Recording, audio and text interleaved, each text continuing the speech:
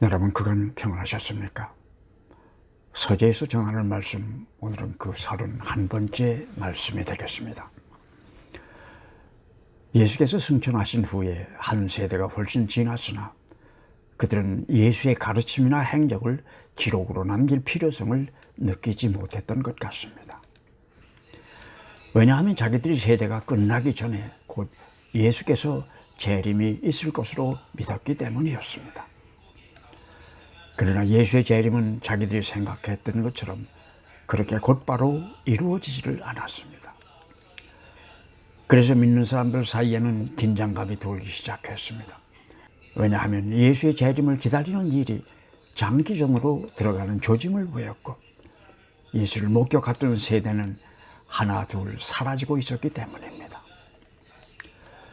그때서야 사람들은 무엇인가를 기록으로 남겨야 되겠다는 절실한 생각을 하게 됩니다. 그런 상황에서 쓰여진 책들이 우리가 가지고 있는 복음서들입니다.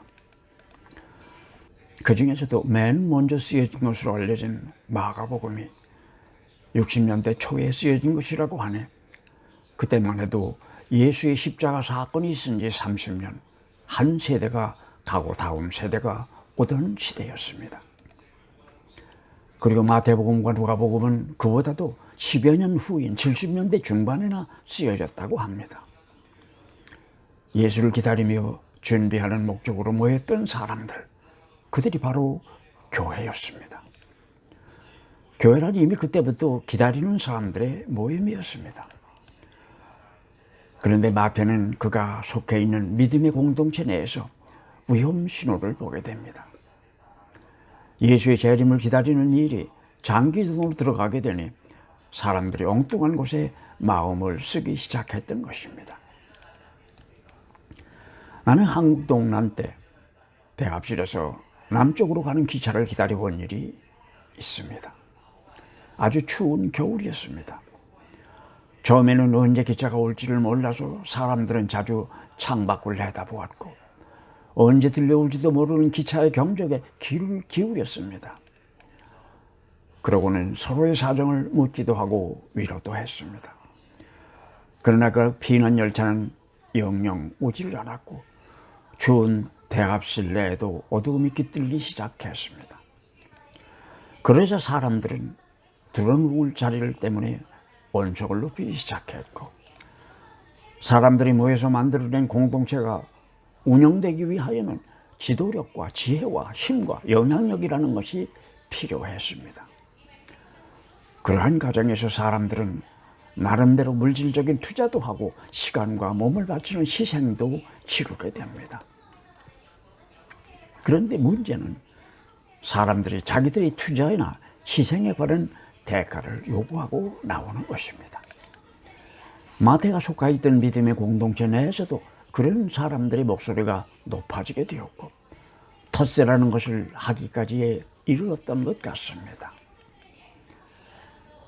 마태는 새로 합세하는 믿음의 식구들과 이미 오랫동안 공동체를 위하여 일한 원로들 사이의 관계를 걱정하기에 이릅니다. 마태는 아주 미묘한 이 문제를 마태복음 20장에 나오는 포도원과 그 일꾼들의 이야기에서 조심스럽게 다루고 있습니다.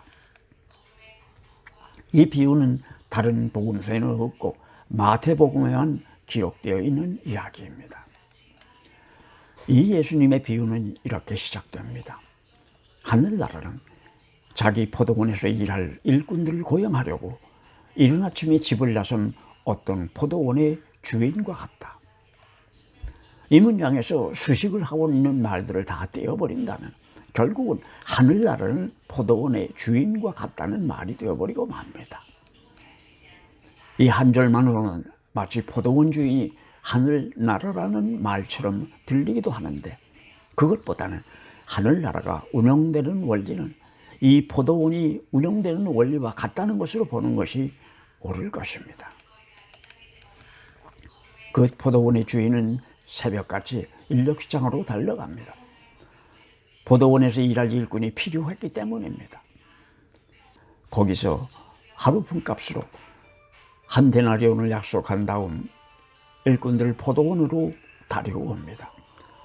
그리고는 9시, 12시, 3시 마지막으로는 해질 때쯤이 되어서 다시 장터에 가보니 아직도 일거리를 얻지 못한 사람들이 있는지라 적당한 품삯을 주기로 하고 일을 시켰다고 했습니다.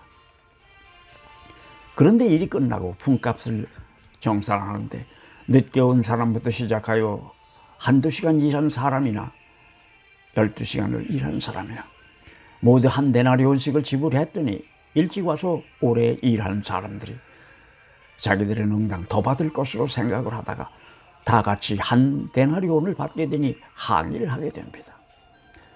그러자 포도원의 주인은 말하기를 자기는 일꾼들과의 약속을 어긴 일이 없으며 자기 것을 가지고 자기 마음대로 한 것뿐인데 무엇이 문제이냐며 받은 것이나 가지고 돌아가라고 했다는 것이 이 비유의 전부입니다. 그렇다면 마태복음에서 이야기하고 있는 하나님의 나라의 운영 원리는 무엇이겠습니까? 그게 무엇인지 잘은 모른다 하더라도 우리 세상이 돌아가는 이치와는 다른 것이 확실한 것 같습니다. 그렇다고 이 비유는 우리가 지금 사용하고 있는 시장 경제 개혁을 이야기하고 있는 것도 아니며 사회주의나 공산주의를 시도하자는 것도 아닙니다. 그렇다면 이 이야기의 초점은 무엇이겠습니까? 만약에 이런 원리가 우리 사회에서 그대로 적용이 된다면 어떻게 되겠습니까? 모르기는 해도 100명 중에서 99은 오후 5시나 6시경이 되어야 인력시장의 모습을 드러낼 것이고 사회 보장되다라는 것도 이상적인 한계선을 넘어 운영할 수가 없게 될 것입니다. 그래서 결국은 군사를 빼기 위해서 운동이 필요한 사람들을 제외하고는 일을 하려는 자가 없을 것 같습니다. 그것도 헬스센터가 10,000원이 되어 자리가 없을 때 말입니다. 그렇다면 이 예수님의 비유를 푸는 열쇠는 무엇이겠습니까? 우리의 고정 개념으로는 이 원리를 아무리 설명하려 해도 불가능합니다. 결국은 불공평하고 불합리하고 말도 안 되는 이야기는 말밖에는 할 수 있는 대답이 없습니다. 이 비유를 이해하려면 먼저 우리의 가치관이 바뀌어야 합니다. 하늘나라의 시민이 되기 위하여는 하늘나라의 가치관에 익숙해야 하기 때문입니다. 이 포도원은 그리스도의 포도원입니다. 이 포도원은 사랑과 고난을 통하여 화합을 이루려는 그리스도의 포도원입니다. 그 주인이 바로 하늘나라의 원리에 따라서 일꾼들의 품삯을 지불한 것입니다. 이 비유는 한 데나리온이냐 10데나리온이냐의 이야기가 아닙니다.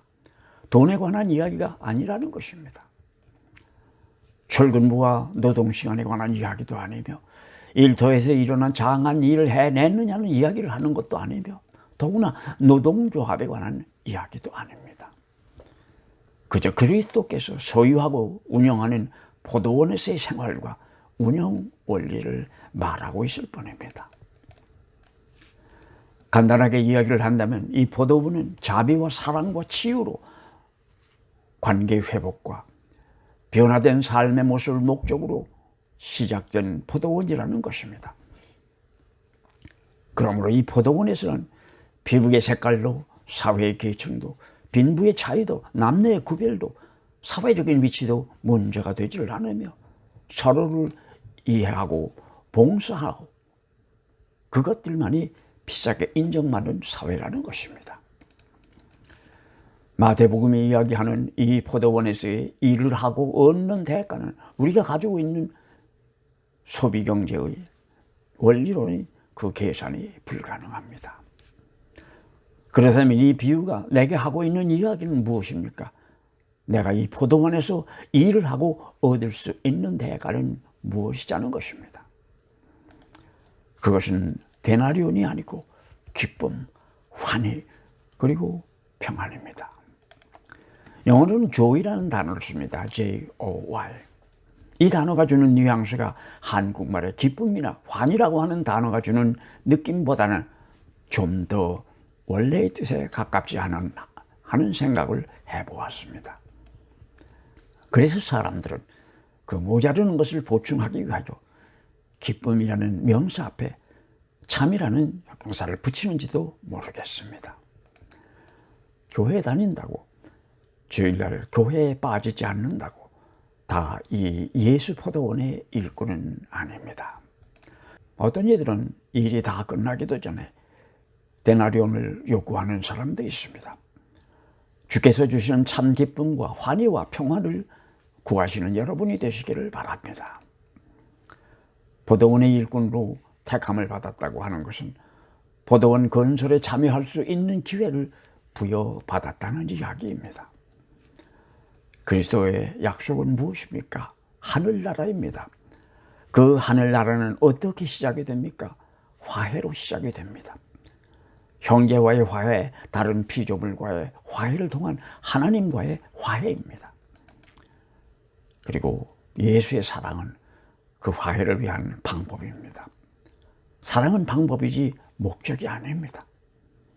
그런데 우리들 중에 많은 이들은 베드로의 생각에서 벗어나지를 못하는 것 같습니다. 복음서에서 베드로는 매번 센스가 느린 멍청한 사람으로 등장을 하게 되는데 마태복음 19장 27절에도 보면 보십시오. 우리는 모든 것을 버리고 선생님을 따라왔습니다. 그러니 우리가 받을 것이 무엇입니까? 그의 질문은 베드로다웠습니다. 그는 3년이라는 금싸라기 같은 시간을 바쳤고 사람들의 비웃음과 위험을 감수했으니 그 대가가 무엇이냐고 묻는 것입니다. 교회 생활을 하면서 우리도 때로는 베드로와 같은 질문을 하지 않습니까? 시간으로, 재물로, 지식으로 봉사를 했으니 그 대가가 무엇이냐는 것입니다. 그게 집사리, 권사리, 장로니 하는 직책입니까? 만에 하나라도 그런 생각을 갖고 계시는 분이 있으시다면 그런 것들은 클럽에서나 하는 것들입니다. 그런 교회가 혹시라도 우리 주위에 있다면 교회라는 이름 대신에 예수 클럽이라는 이름을 붙이는 것이 더 어울릴 것 같다는 생각이 듭니다. 저는 가끔 내가 섬기는 교회 이름에 교회 대신에 예수 클럽이라는 이름을 붙여오는 버릇이 있었습니다. 그런데 간혹 그 예수 클럽이라는 이름이 교회라는 이름보다 더 어울린다는 것을 느낄 때가 있었습니다. 그럴 때면 나는 무릎을 꿇고 교회를 바르게 섬기지 못한 잘못에 대한 용서를 구하고는 했습니다. 하늘나라의 시민이 되려면 그 원리를 배우고 터득해서 익숙해져야 합니다. 그러기 위하여는 우리의 생각을 예수의 생각에 나란히 잇댈 수 있어야 합니다. 교회는 바로 그런 것을 연습하며 기다리는 모임이 아니겠습니까? 여러분 감사합니다. 다음 주일 저녁 8시에 다시 뵙겠습니다.